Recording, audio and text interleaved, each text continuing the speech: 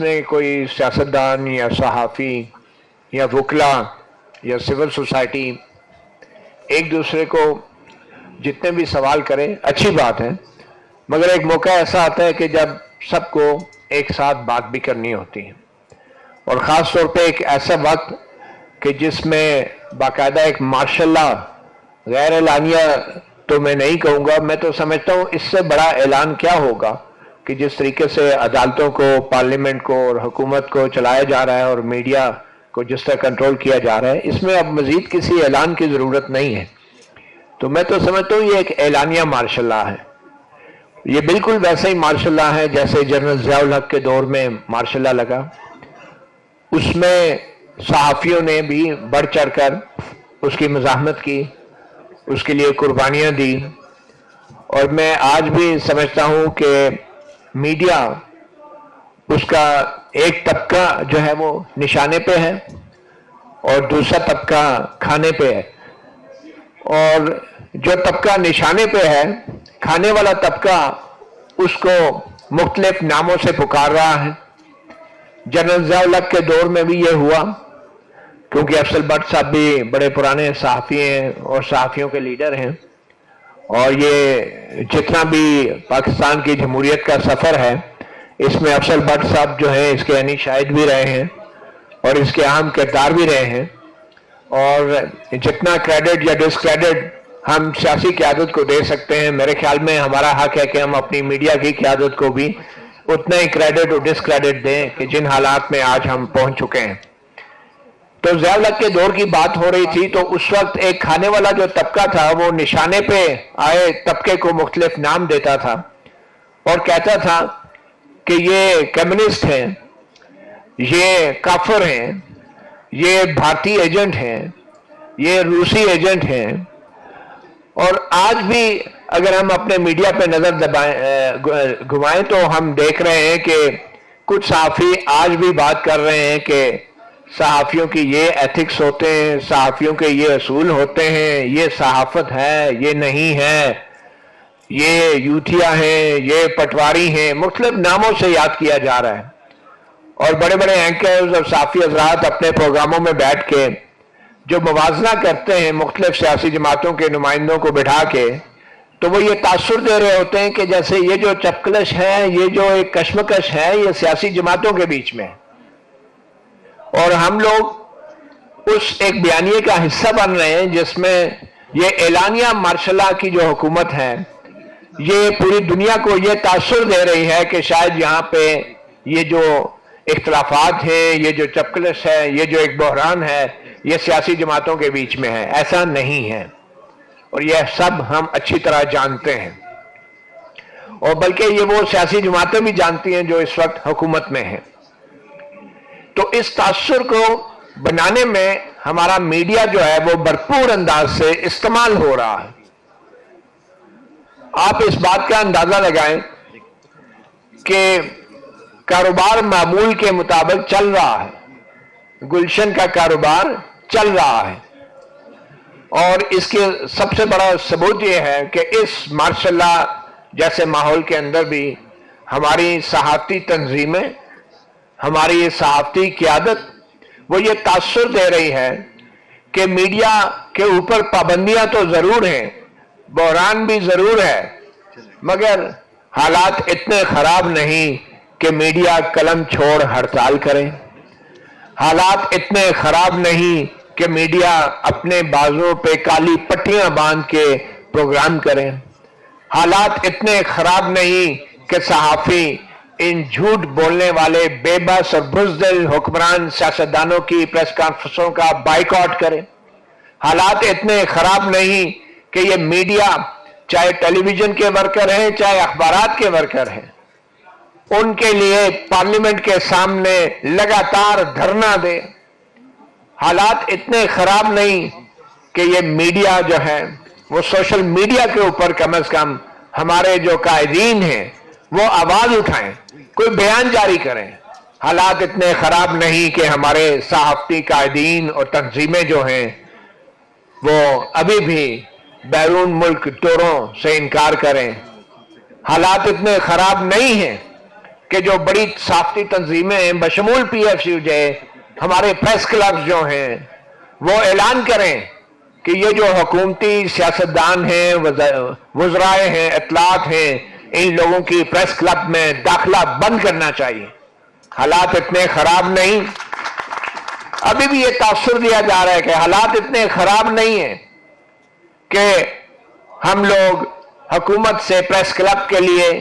یا اپنی یونینز کے لیے فنڈ مانگنے نہ جائیں اور فنڈ مانگے نہ اور وصول نہ کریں۔ تو میرا یہ خیال ہے کہ میں تو بطور صحافی اپنے گریبان میں جھانکنے کی کوشش کروں گا، اپنی کمیونٹی کے اوپر بات کروں گا۔ ہم کیا سیاستدانوں کو لیکچر دے رہے ہیں کہ پہلے بھی سیاستدانوں نے دھوکہ کیا، پہلے بھی خواب دکھائے گئے، پہلے بھی بڑے وعدے کیے گئے، کبھی ایک آ جاتی ہے، کبھی دوسری پارٹی آ جاتی ہے۔ ہمیں پارٹیوں سے کیا لینا دینا؟ کیا ہماری ڈگریاں جعلی ہیں کہ ہم نے کوئی ساری عمر جھک ماری ہے کالجز اور یونیورسٹیوں میں کہ ہمارا اپنا کوئی نظریہ یا اپنی کوئی کاز ہی نہیں ہے؟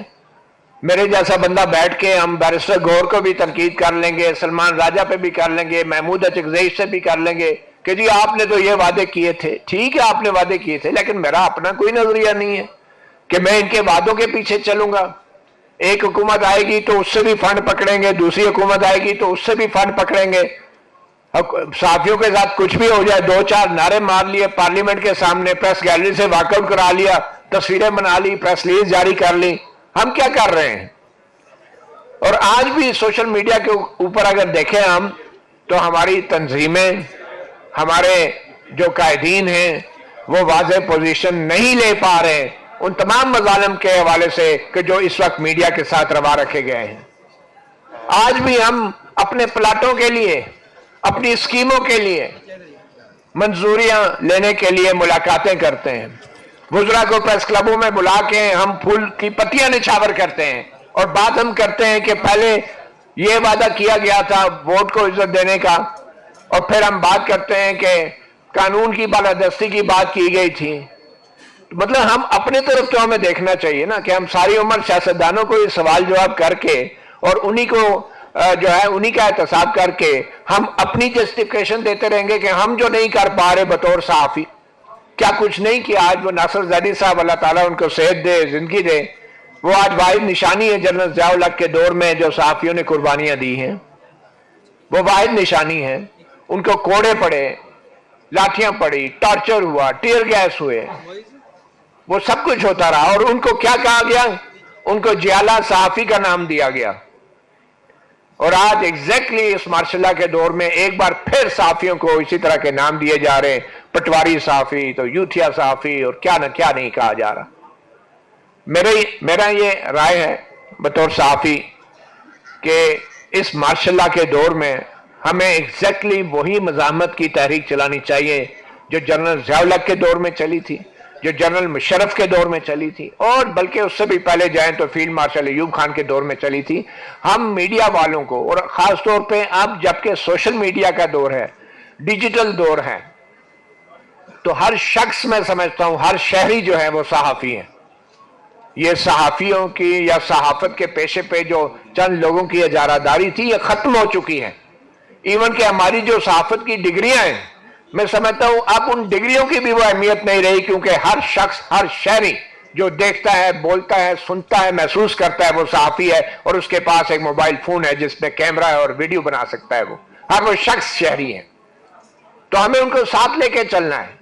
اور ہم لوگ بطور میڈیا ہم اتنے آبسلیٹ ہو چکے ہیں، اتنے دقیانوس ہو چکے ہیں کہ آج تک ہمارے پریس کلبوں میں یہ چیز واضح نہیں ہے کہ جو ڈیجیٹل میڈیا ہے، جو یوٹیوب چینل ہے، ان کا کیا سٹیٹس ہے۔ ہم لوگ آج تک اپنے آپ کو بدل نہیں سکے وقت کے ساتھ ساتھ، ہم اپنے ساتھ ان نوجوانوں کو اپنی طاقت نہیں بنا سکے پریس کلبوں کے اندر، اور آج بھی معذرت کے ساتھ جعلی رکنیت جو ہے ہم نے پریس کلبوں میں بھی دے رکھی ہے۔ آج تک جو ہے میں اپنی بات کر لوں بٹ صاحب فورم نہیں ہے یہ بالکل 10 دفعہ آپ کی ضمانت ضبط ہوئی ہے میری بات سنیں میں آپ اب 10 دفعہ ضمانت ضبط ہوئی ہے اور آپ بار بار پریس کلب صاحب آپ پی ایف سی جے کے لیڈر ہیں آپ پریس کلب کے لیڈر نہیں ہیں الیکشن لڑے آ کے آپ پریس کلب کے لیڈر نہیں آپ پی ایف سی جے کے لیڈر ہیں آپ ایک پریس کلب کا ٹھیکہ لے کے بیٹھ گئے چھوڑے اس بات نمائندہ ہوں میں بٹ صاحب ایک سیکنڈ پوزیشن میں بات کریں بٹ صاحب میری بات سن لیں آپ پورے پاکستان کے لیڈر ہیں آپ ایک پریس کلب کے لیڈر نہیں ہے پورے پاکستان کے لیڈر ہیں تحمل سے صبر سے بات سن لیں کوئی بات کنٹینیو کریں بالکل اپنی بات کر رہا ہوں اور جو کہ ہماری یہ کمزوریاں ہیں خامیاں ہیں ہم ناکامی سے دوچار ہیں اور آج میڈیا کے جو حال ہے اس کے ذمہ دار یہ قائدین ہیں میڈیا کے آج ان ساروں سے پوچھ لیں جو جرنلسٹ یہاں پہ بیٹھے ہیں جو میں نے باتیں کی اس میں ایک بات بھی غلط ہو کیسی بات کر رہے ہیں ہم ابھی سروے کروانے نہیں ہے میں صرف یہ بتا رہا ہوں کہ جو میڈیا جو صحافی ہے جو معاشرے کی آنکھ اور کان ہوتا ہے اگر آنکھ اور کان کا یہ حال ہے تو ہم باقی کسی سے کیا گلہ کریں گے تو میں تو صرف اپنے بارے میں بات کروں گا میں کسی سیاستدان سے کو نہیں جانتا ہمارا کام ہم سیاستدانوں سے سوال کریں وہ میں ہر دور میں کرتا رہا ہوں یہ بات نہیں ہے لیکن اب وقت آ گیا کہ ہمیں اپنے گریبان میں جھانکنا چاہیے نئی نسل کو قیادت دینی چاہیے میڈیا کی ایک سب سے بڑا المیہ یہ ہے کہ ہماری جو قومی قیادت ہے وہ پریس کلبوں کی سیاست کے اندر پھنس چکی ہے اور چھوٹے چھوٹے گروپ بندی کر کے وہ اپنی سیاست چمکاتی ہے یہ نئی نسل جو آئی ہے نوجوان لوگ جو آئے ہیں ان کے حوالے کرنی چاہیے ہمیں قومی قیادت صحافیوں کی پی ایف یو جے کی قیادت پریس کلبوں کی سیاست بھائی الیکشن لڑیں گے تو ملے گی نا الیکشن لڑیں لڑتے ہیں وہ بھی نہیں بالکل لڑیں گے میں یہی کہہ رہا ہوں تجویز دے رہا ہوں آپ پریشان میں صرف تجویز دے رہا ہوں آپ پریشان نہ ہو پہلی بات اور آخر میں بس اس بات پہ کنکلوڈ کروں گا کہ ہمیں جیسے میں نے پہلے کہا تھا اسٹرگل سب کی مشترکہ ہوتی ہے اگر ہم لوگ اپنی صفوں میں اتحاد پیدا نہیں کریں گے اپنے کام میں جدت لے کر نہیں آئیں گے نوجوان لوگوں کو موقع نہیں دیں گے قیادت سنبھالنے کا تو اس وقت تک ہم ایک دوسرے کو ہی بلیم کرتے رہیں گے اور اس وقت تک ہم جرات اور بہادری کے ساتھ صحافیوں کے حقوق کے لیے حکمرانوں کے سامنے بات نہیں کر سکیں گے ان کے سامنے آنکھ نہیں ملا سکیں گے ان سے کیونکہ ہم ان سے فائدے بھی لے رہے ہیں اور رسمی طور پہ احتجاج بھی اپنا جاری رکھا ہوا ہے بہت شکریہ مطیع اللہ جان فار یور ویلیو